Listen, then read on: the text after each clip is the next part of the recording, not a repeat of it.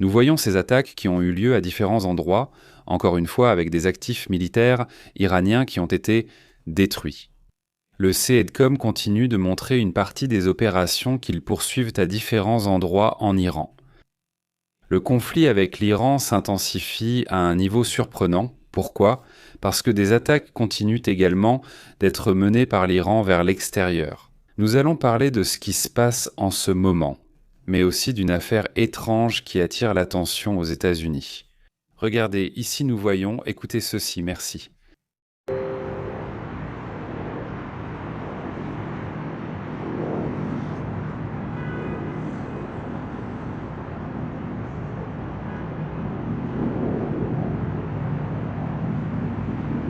Eh bien, on continue d'observer des objets, des missiles, parfois des drones dans le ciel, parfois les systèmes de défense. On observe aussi ces lumières, n'est-ce pas ? Cette fois aussi, d'après les rapports, on entend des avions de chasse. À propos de Masadaran, en Iran, il y a eu, une série d'explosions. Regardez, en bas, on voit la ville, je ne sais pas si vous pouvez la distinguer. Regardez, elle est là, c'est la ville de Masadaran. En haut, on aperçoit, d'après ce qu'on dit, des explosions lointaines. Cela s'est produit, déjà dans la matinée du 21 d'après ce qui est rapporté, c'est-à-dire déjà à l'aube. Pour les Iraniens, cela se passe en Iran. Comme je vous le dis, écoutez un peu ceci.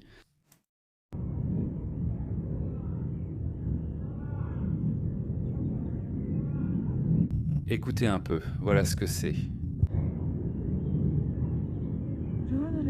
Il se passe des choses. Évidemment, dans ce conflit, il y a des situations très très graves. Ici, ce que nous voyons...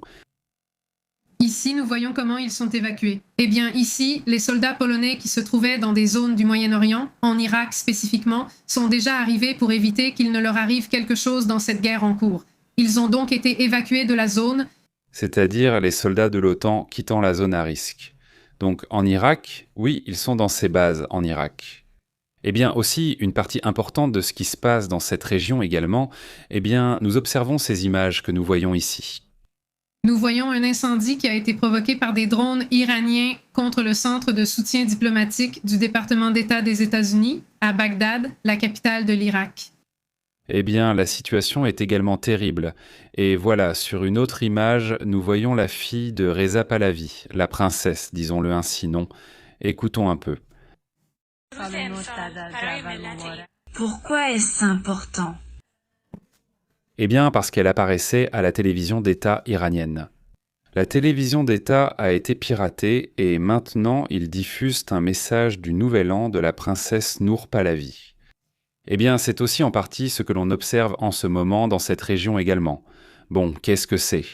Ici, nous voyons, aujourd'hui, les sanctions contre le pétrole iranien ont été levées, en particulier le pétrole qui se trouve sur les pétroliers. Dans un instant, nous allons voir la réaction de l'Iran également. Nous allons voir ce qu'a dit l'Iran à ce sujet aussi.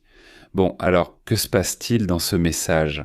Ici, nous voyons des signes que Trump veut se retirer. Il veut déjà quitter le conflit avec l'Iran. Nous aborderons ce sujet bientôt, mais on voit déjà des signes de son retrait.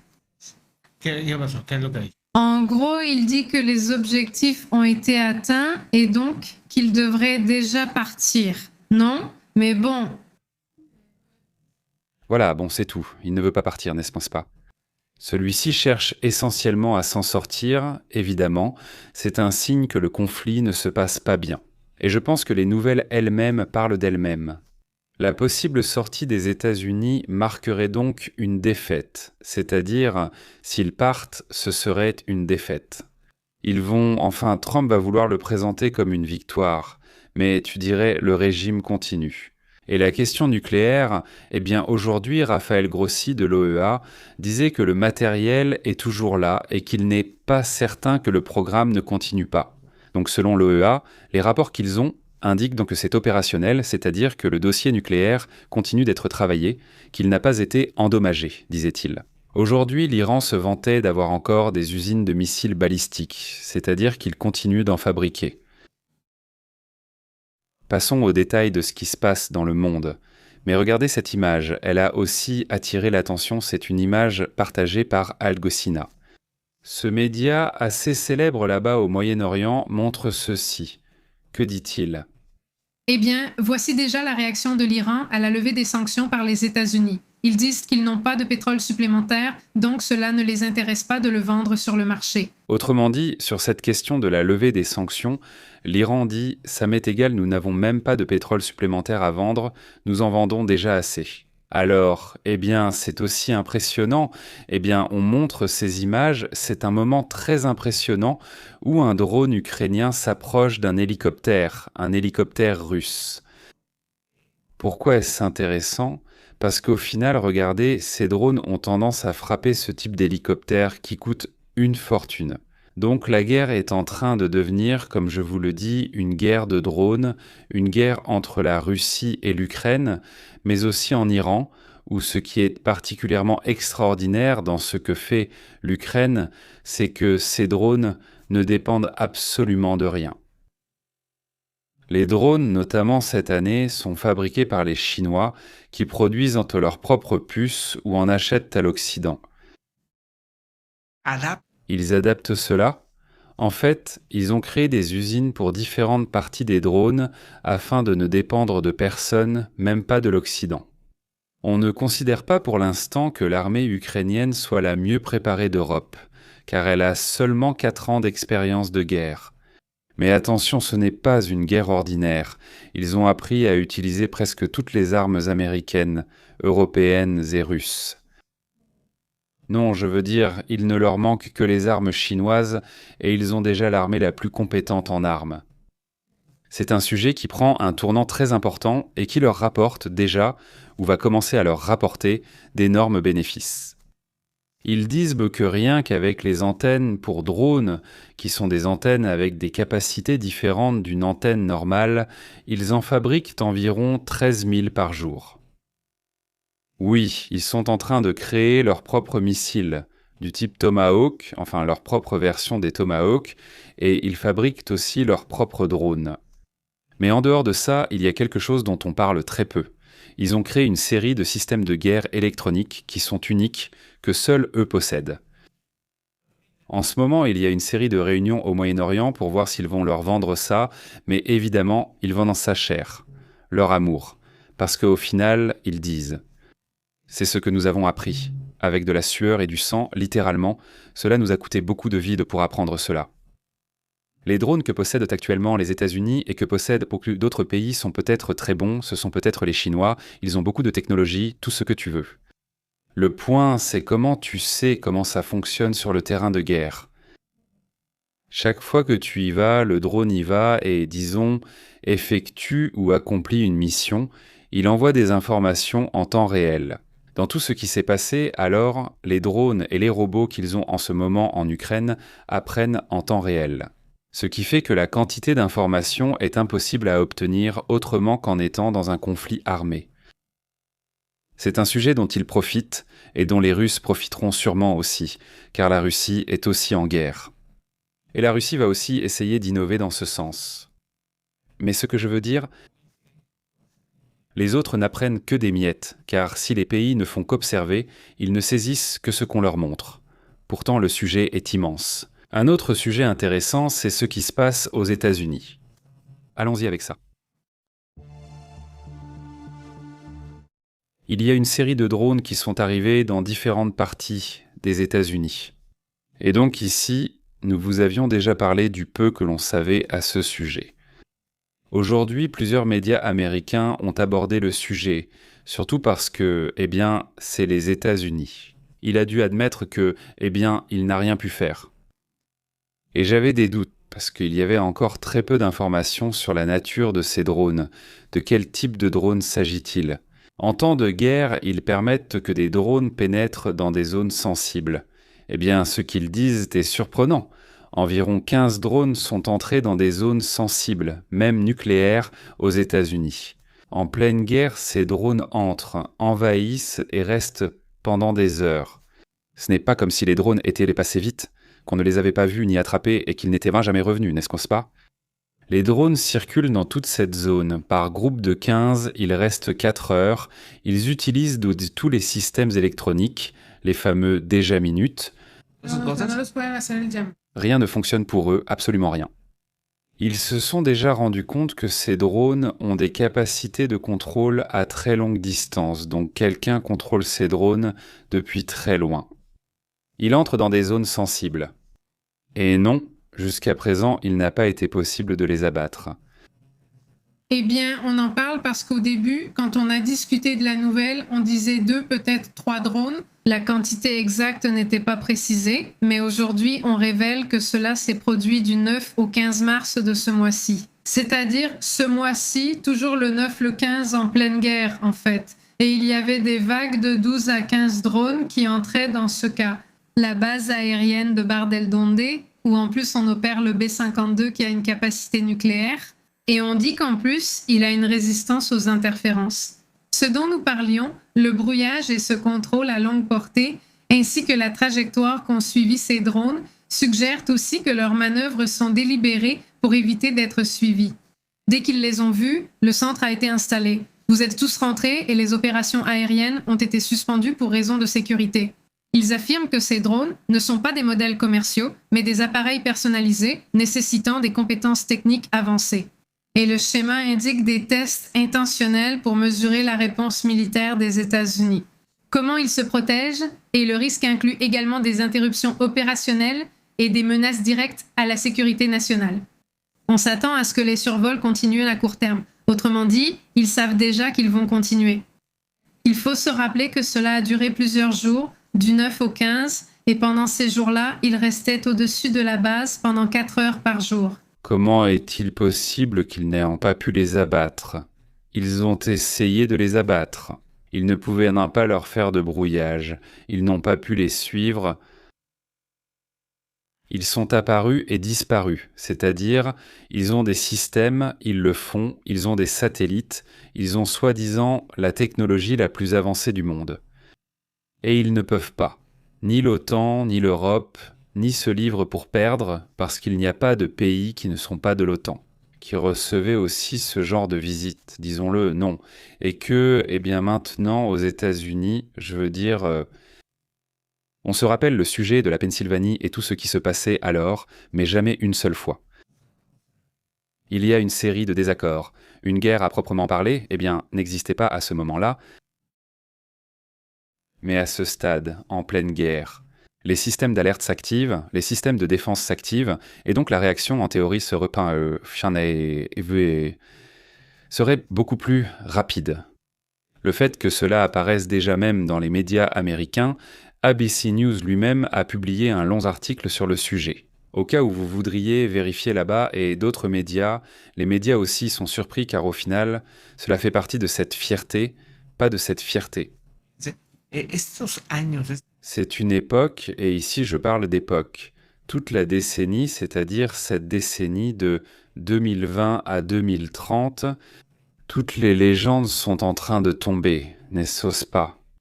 D'abord Chuck Norris, non, je veux dire, il perd la vie. Chuck Norris peut mourir, parce que lui, je ne sais pas, il ne vieillissait pas, il ne montait pas, il ne passait pas de niveau. C'est-à-dire? C'est à un moment où il a dit... À moins que non, en fait, Norris, tu nous as laissé tomber. À moins qu'il ne soit parti pour revenir. Comme ça, avec la mort et la faux, comme ça, et il dit, mais voilà, sa fichue mort. Maintenant, oui, voyons. Mais aussi, bon, la flotte navale russe, qu'est-il arrivé à la flotte navale russe? Eh bien, inexistante. Qu'est devenue cette idée que l'Iran était la superpuissance? Eh bien oui, Dieu, oui, il a de la puissance, c'est-à-dire où il en a, mais ce n'était pas la superpuissance, qui disait qu'elle pouvait être 1000 choses. Bon, mais il réserve des surprises, on en parle tout de suite, mais loin de ce qu'il prétendait, honnêtement. Et qu'est-ce qui s'est passé alors dans cette incapacité à donner une réponse à quelque chose d'aussi grave, c'est-à-dire, et très grave, enfin c'est quelque chose que... Non, allons. Il y avait des signes qu'il y avait des problèmes, non, oui, qu'ils avaient un certain souci, avec les drones. Mais quand tu vois les détails, tu te dis, comment est-ce que c'est possible ? 15 drones, 4 heures, non. Un jour, encore une fois, ça oui, non, ça n'a pas de sens, non, sincèrement. Eh bien, disons que le monde est plus fragile qu'il n'y paraît, non. C'est-à-dire les super ultra méga puissances, eh bien, elles se vendent beaucoup, je ne dis pas qu'elles n'ont pas de puissance, mais ce qu'elles prétendent, il faudrait quand même baisser de 2 ou 3 crans. Et c'est peut-être là que se trouve la réalité, non? C'est-à-dire, le sujet, c'est que l'alerte est là, que non, ce ne sont pas, dans ce cas, ces mystérieux d'origine inconnue. Non, littéralement, ce sont des drones, parce qu'après, il y aura l'autre idée de « non, ça doit être des ovnis ». Non, non, dans ce cas, ils n'ont aucun doute. Ce sont des drones tout à fait normaux, militaires, simplement qu'ils ont des capacités assez surprenantes. Ce qu'ils disent, c'est que le type de signal qu'ils utilisent n'est pas un signal civil, c'est un signal militaire, c'est-à-dire qu'ils savent que ce sont des drones militaires. Donc là-dessus, il n'y a aucun doute. Non, ce ne sont pas vraiment des sphères lumineuses. Ah non, eh bien d'accord, on va le cataloguer comme mystérieux. Non, dans ce cas, ce sont des drones avec des signaux militaires parfaitement humains. Je dis ça au cas où il y aurait des doutes. Non, parce que moi aussi, il y a eu d'autres cas qui étaient différents et qui étaient des choses où on se dit « Waouh, c'est quoi ça ?» Ça ressemble plus à une boule d'énergie ou ça ressemble à autre chose. Et eh bien, ils entrent dans la zone des écoles. Cette fois-ci, non. Ils entrent dans une zone purement humaine. Celle-ci, ou très terrestre, disons, avec un signal clairement militaire, indéchiffrable. Mais militaire, disons. Non. Eux savent précisément quels signaux ils utilisent. Et cela ajouté à une série d'événements comme celui que quelqu'un voulait raconter aujourd'hui. À un individu d'origine iranienne qui, peut-être c'est une coïncidence, mais en ce moment il y a des paranoïas, pas un personnage, une personne. Celui-ci a voulu entrer dans une zone nucléaire britannique, je veux dire du Royaume-Uni, et lui d'origine iranienne. Non, donc c'est comme si tout ce qui a cette origine, soudainement, il y a... Origine, nervosité. Nervosité, une situation de non. Maintenant, passons à d'autres sujets, d'autres thèmes également importants, à d'autres...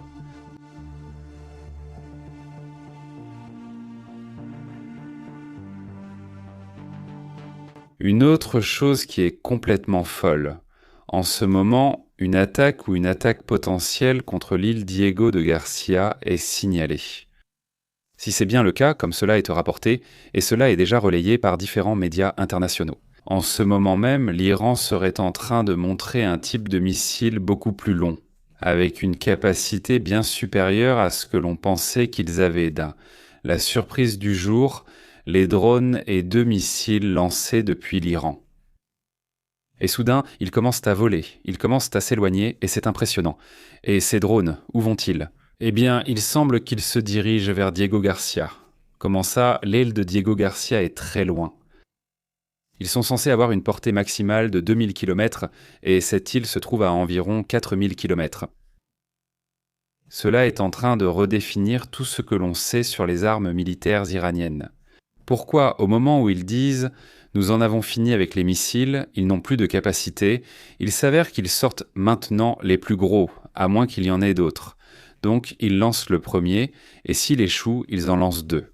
Le premier missile tombe dans la mer, il échoue en plein vol. L'Iran va... Et si, le gouvernement.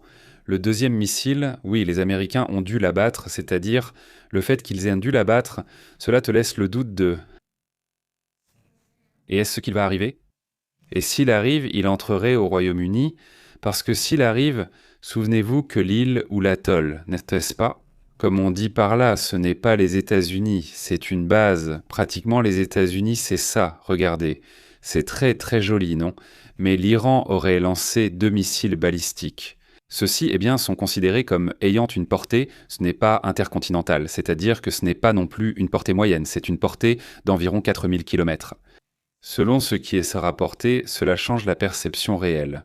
Que va faire l'Iran ? Et il laisse de côté l'attaque qui génère un retour en arrière vers l'île de Diego Garcia qu'au final, ils ont suffisamment de systèmes pour se défendre, n'est-ce pas ? C'est-à-dire, allons ici à la carte, ici, là où c'est, ici c'est l'Iran, non ? Ici c'est l'île Diego Garcia. Voyons si je la trouve cette fois, car cette île est si petite que je ne peux pas la perdre. Qui la trouvera en premier ? Aïe, ne te perds pas, mince, la voilà, c'est que c'est vraiment très loin. Regardez, vérifiez l'île, où est-elle ? Je vais dézoomer encore une fois. Voilà l'Iran, et là-bas, c'est l'île Diego Garcia. La voilà, elle est là. Attends, Laisse-moi descendre, elle est là. Regardez ce petit point. Ici c'est l'Iran, ici elles sont. L'île Diego Garcia, territoire britannique dans l'océan Indien, toujours britannique, jusqu'à présent, c'est celle-ci, la voilà, c'est l'île Diego Garcia. L'attaque allait jusque-là. Il n'est pas clair à quel moment il a été abattu, mais qu'il a bien été abattu selon les Américains, c'est ceux qu'ils disent. Un avion, un missile est tombé par là, un autre allait arriver dans cette zone. L'installation se trouve à environ 4000 km de distance. J'ai des doutes, voyons, il me semble que c'est plus. Mais bon, allons demander ici à, comment il s'appelle déjà, l'intelligence de Google. Gemini à Gemini, non. Quelle est la distance entre Diego Garcia et l'Iran? Voyons s'il me donne des données. Peut-être. Si c'est 4000 km, c'est exactement 3800 km. Oui, donc c'est à peu près 4000 km. En gros, c'est selon la perception de la planète. C'est vraiment beaucoup, quand même. Non. On dirait que, j'ai l'impression, si c'est jusque-là, que c'est bien plus que 2000 km. Tu prends en compte la courbure? Ah oui, c'est vrai. Bon, le fait est que... Imaginez que c'est à une distance de 4000 km. Non, allons-y, puisque nous en parlons. Posons la question, je veux dire, quel pays? L'Allemagne? L'Allemagne, non. Enfin, d'emblée, non. Quel pays d'Europe? Sont-ils à 4000 km ou moins de l'Iran? Voyons voir donc. Là, la liste, non, d'emblée. Donc il y a évidemment la Grèce, non, tout ça, la Roumanie, la Bulgarie, la Serbie, etc. L'Autriche serait aussi à 3600 km de distance. Chypre, la Russie, non, tous ces pays, non, c'est-à-dire tous les pays qui sont à peu près à cette latitude. Là, il y a la Grèce, pareil, tout juste, l'Italie, non. Pareil pour l'Allemagne, non. Je veux dire, si on descend en dessous des 4000 km, mais c'est tout juste à la limite. Ou si on ignorait ça sur l'Iran, quelles autres choses ne sait-on pas, n'est-ce pas? C'est-à-dire, quelles autres petites surprises l'Iran peut-il encore avoir, hein? Ça commence à te faire douter. C'est pour ça que, lues individuellement, ces nouvelles ne sont pas toujours bien comprises. Mais si tu les lis toutes, tu te dis « Ah, c'est fort, là tu comprends ». Donald Trump semble être en train d'attaquer, comme le dit Strait. Non, il entre dans un état de panique, mode attaque. Et il dit on a déjà gagné, vous êtes les vainqueurs. Et il dit, en gros, ce qu'il dit c'est « Et là que ceux qui veulent du pétrole de là-bas s'occupent du détroit d'Ormuz ».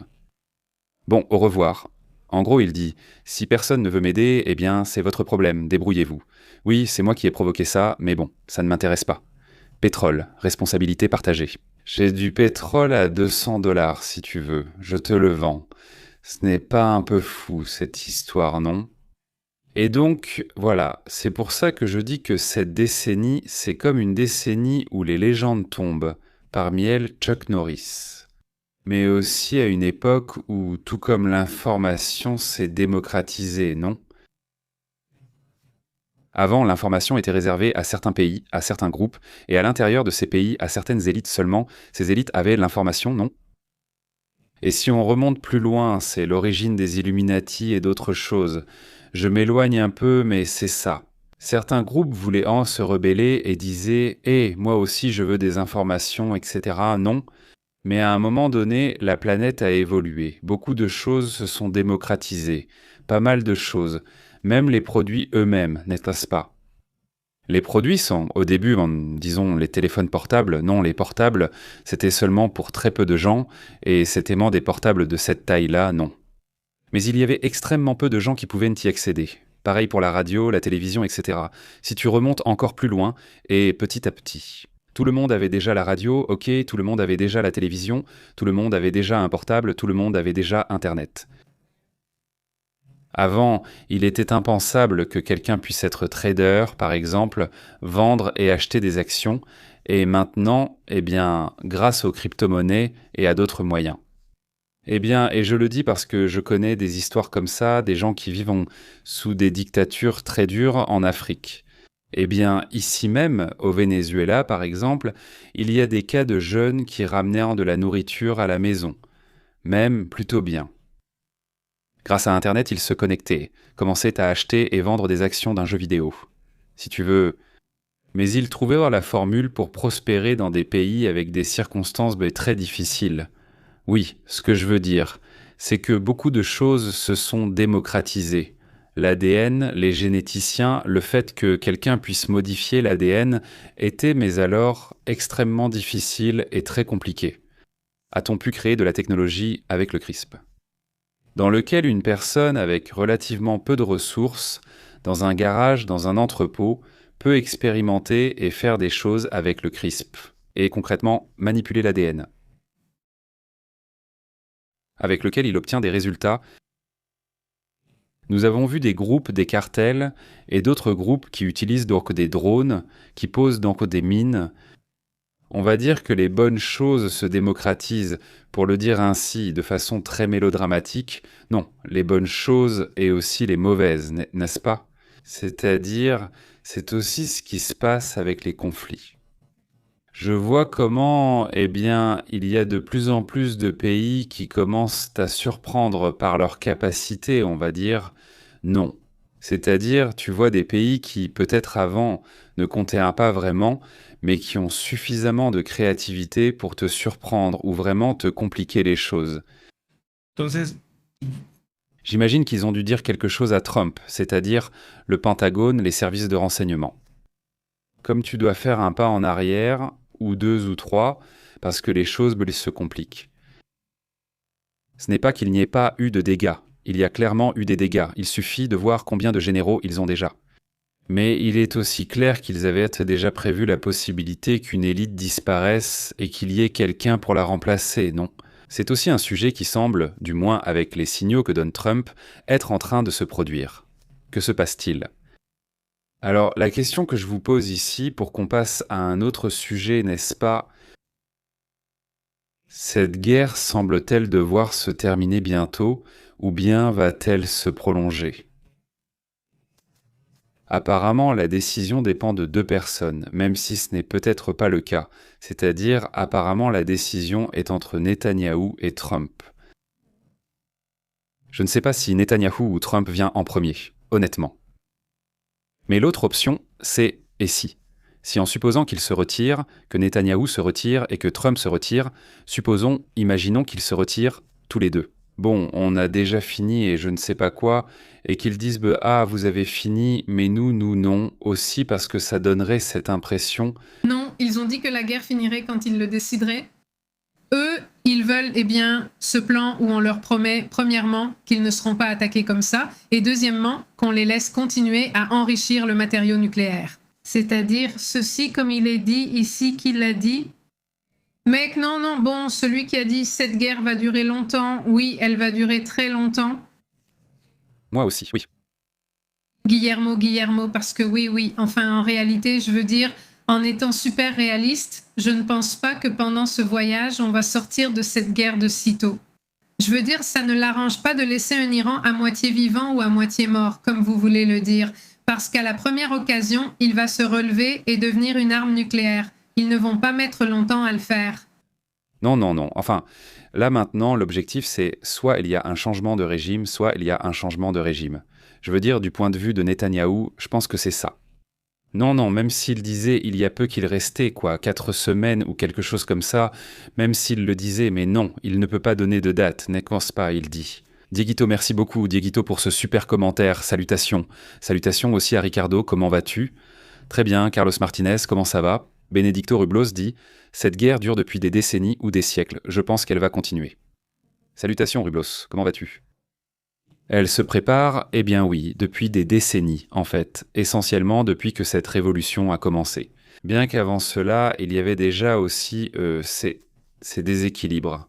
Là, dit Guillermo, si la guerre finissait bientôt, investirait-il autant dans l'armement à l'avenir ? Eh bien oui, c'est-à-dire, pour commencer, vers où investissent-ils ? Enfin, à quoi pense-t-il en ce moment ? Et là, on va en parler à un autre moment. Mais la situation, c'est-à-dire la question économique, prend-elle aussi une autre tournure ? Pour l'instant, nous nous sommes concentrés sur ce qui se passe au quotidien, mais il faut aussi commencer à se concentrer sur les, comment on les appelle, comme les prévisions. Non, pas des prévisions dans le sens de deviner, mais des prévisions basées sur des faits, n'est-ce pas? C'est-à-dire basées sur ce qui se passe. Et bon, passons d'abord à un autre point.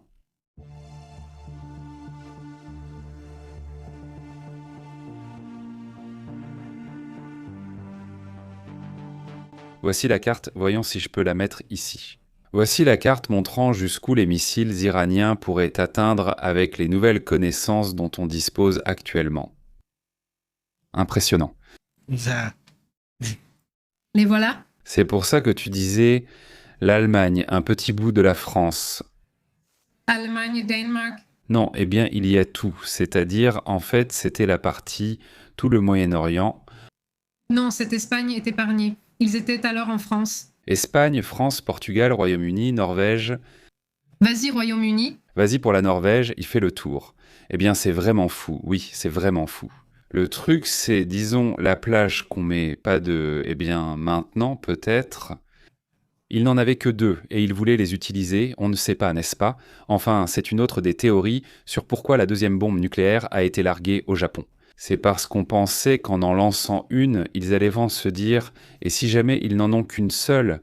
Mais en lançant 2, ça allait semer le doute avec un deuxième tir. Donc là, ils pouvaient en se demander « et s'ils en avaient en beaucoup d'autres ?» Je veux dire, c'est vraiment dur parce qu'au final, ce sont des bombes qui ont touché des civils, non? C'était terrible. Mais le calcul, disons, à ce moment-là, des stratèges, c'était « ça ne peut pas être une seule, il faut absolument qu'il y en ait 2, non ?»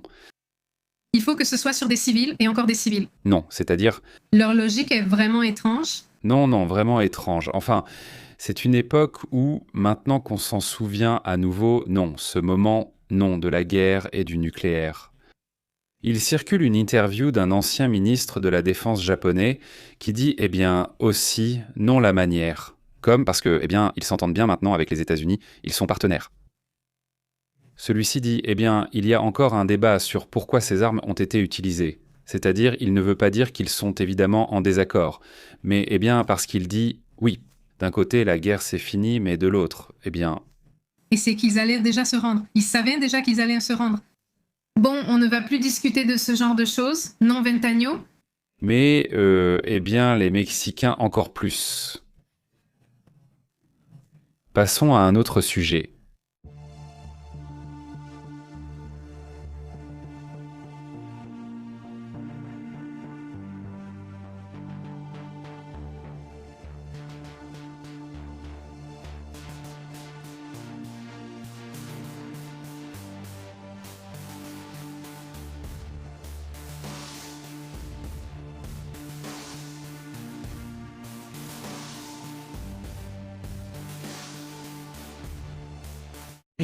Il y a un rapport des renseignements qui est surprenant.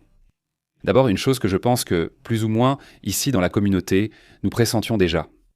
Les objectifs des États-Unis et ceux d'Israël sont totalement différents, et c'est la même directrice du renseignement, cette Gabar, qui le dit, pas moi. Mais elle donne aussi une autre information très intéressante sur le sujet précisément. Et avec cela, elle contredit aussi en grande partie ce qui a servi de justification à cette guerre de la part de Donald Trump. Et en fait, elle affirme que le régime semble être intact, mais bon, nous vous l'avons dit, mais en grande partie dégradé. Et elle a dit, en réalité, sur la question nucléaire, elle dit « Non, ils n'ont fait aucun effort. Ils n'ont même pas essayé de reconstruire leur capacité d'enrichissement d'uranium. » Après la guerre des 12 jours après l'attaque, ces 3 installations, Fordow, Natanz et j'ai oublié l'autre, Ispahan. En gros, ce que dit le renseignement, c'est que l'Iran n'a plus fait aucun mouvement. Il n'a plus rien fait pour sortir l'uranium. Il n'a rien fait non plus pour recommencer à enrichir l'uranium. C'est un sujet que Donald Trump utilise énormément pour justifier cette guerre, l'enrichissement et aussi les 2 autres points. C'est le point de vue d'Israël et des États-Unis, dit-elle. On peut voir qu'à travers les opérations, le gouvernement israélien s'est concentré sur l'incapacité du leadership iranien. En fait, si vous regardez bien, ils ont une liste, comme le disait Bromero, Ce n'est pas encore sur Yahoo, ils ont une liste de noms et ils cochent ceux qu'ils ont déjà éliminés, dit-elle. Ils ont déjà éliminé plusieurs membres, évidemment, ils ont commencé par l'ayatollah et le guide suprême, et ils continuent eux-mêmes à se concentrer sur cet effort. Pendant ce temps, les États-Unis visent à détruire la capacité de lancement et de production de missiles balistiques de l'Iran. Merci.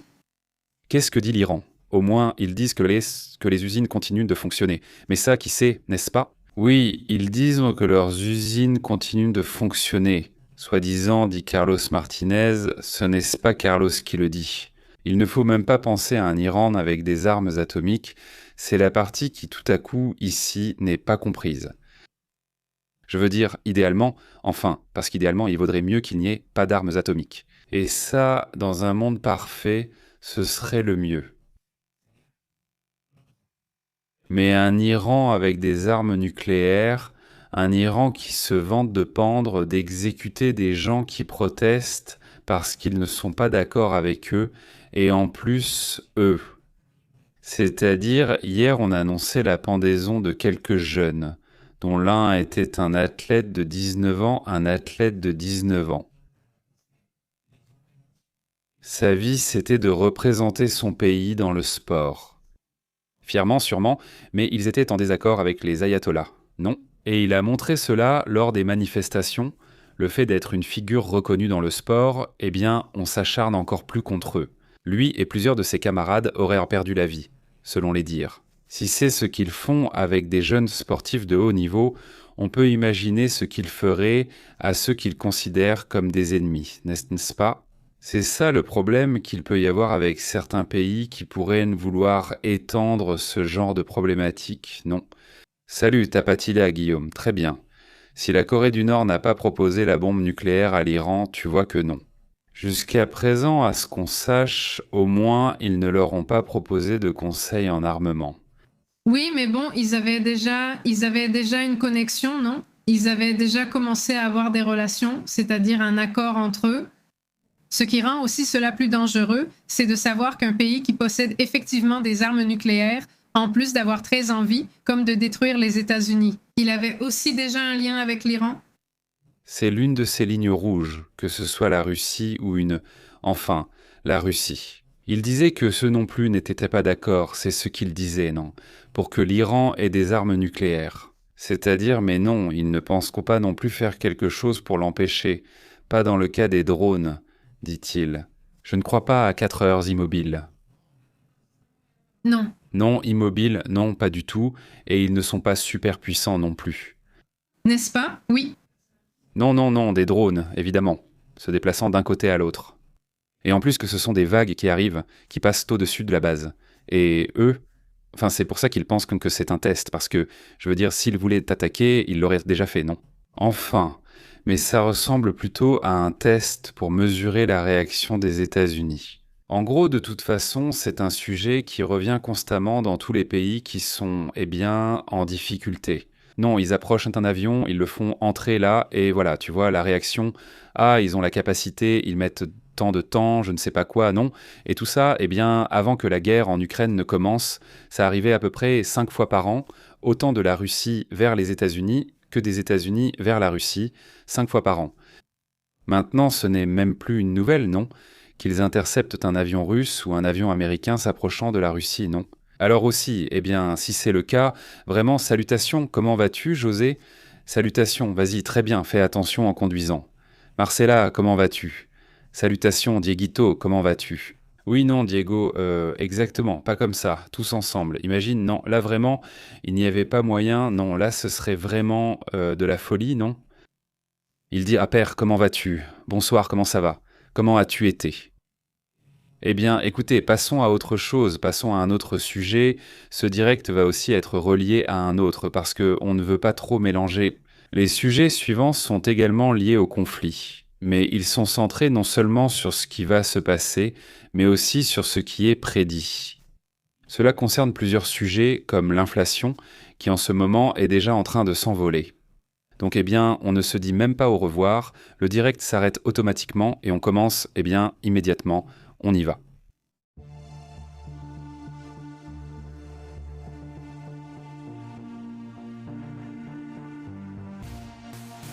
Nous parlons de la guerre en Iran et de tout cela au Moyen-Orient. D'accord, mettons ça de côté, pas la guerre, mais la région, géographiquement.